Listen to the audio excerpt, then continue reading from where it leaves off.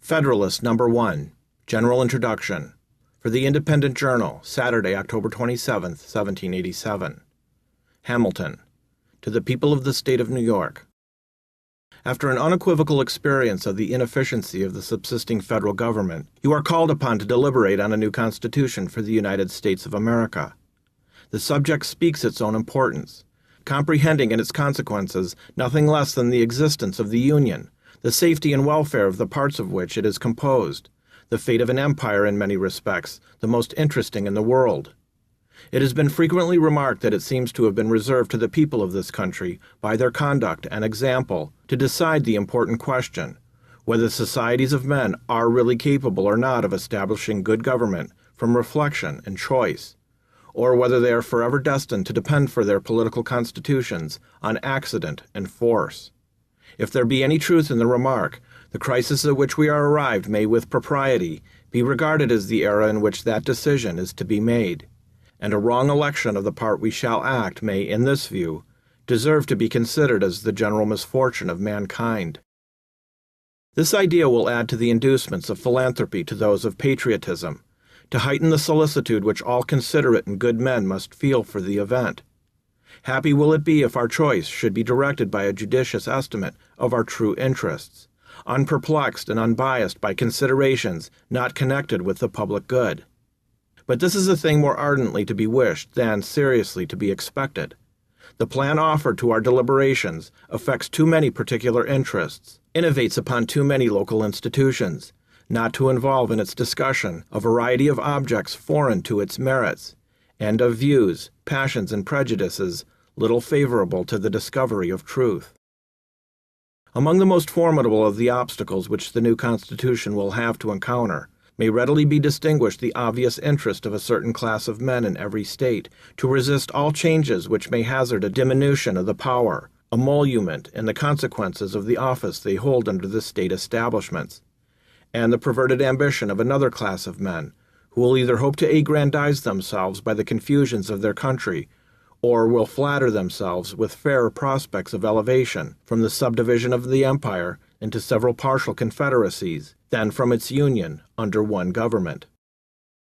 It is not, however, my design to dwell upon observations of this nature.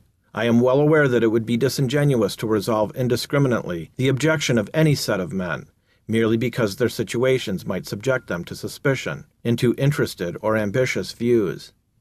Candor will oblige us to admit that even such men may be actuated by upright intentions, and it cannot be doubted that much of the opposition which has made its appearances, or may hereafter make its appearance, will spring from sources, blameless at least, if not respectable, the honest errors of minds led astray by preconceived jealousies and fears.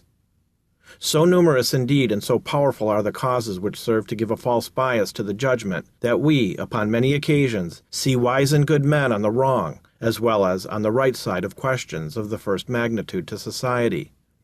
This circumstance, if duly attended to, would furnish a lesson of moderation to those who are ever so much persuaded of their being in the right in any controversy.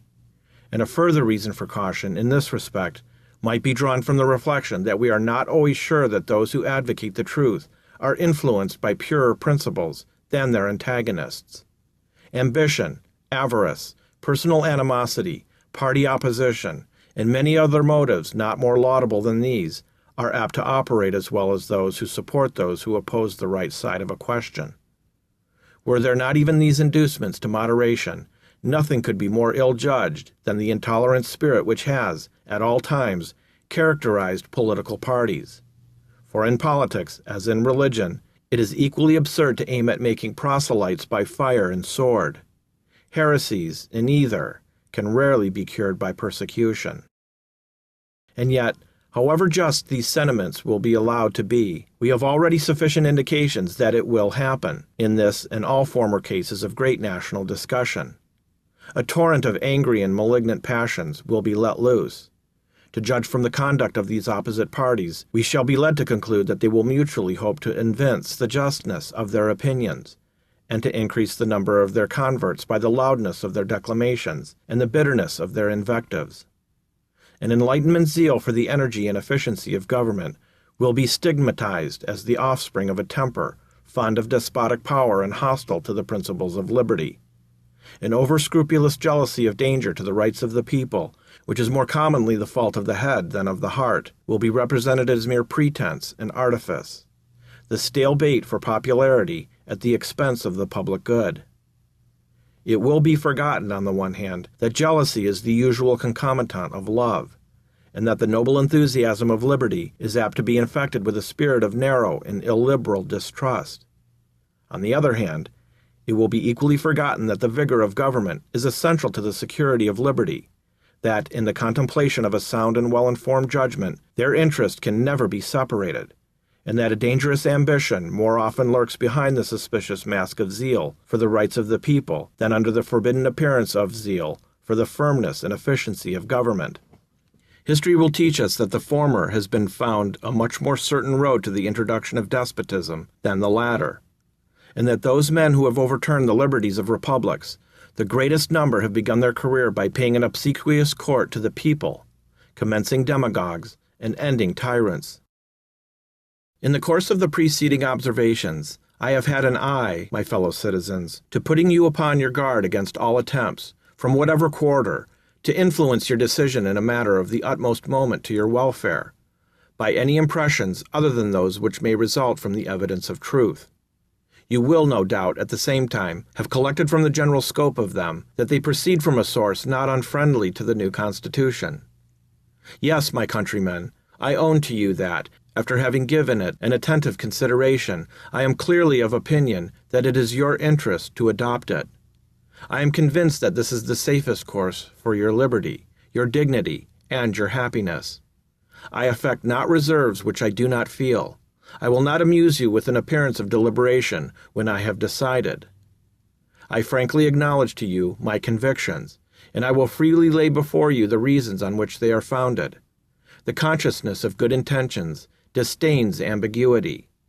I shall not, however, multiply professions on this head. My motives must remain in the depository of my own breast. My argument will be open to all, and may be judged of by all.